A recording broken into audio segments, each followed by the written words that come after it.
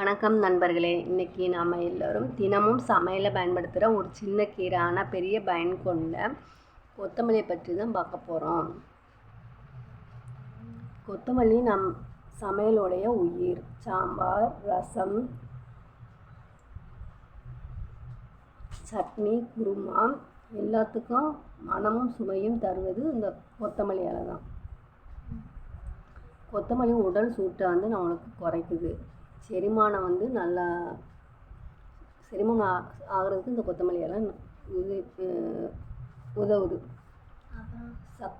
ரத்தத்தில் உள்ள சர்க்கரையின் அளவை கட்டுப்படுத்துது. கண் பார்வைக்கும் நல்லது இந்த கொத்தமல்லி இலை. கொத்தமல்லி தண்ணீரை ஒரு ஸ்பூன் அந்த விதையை தண்ணீரில் ஊற வச்சு காலையில் குடித்தோம்னா வயிற்று பிரச்சனைனா குறையும்.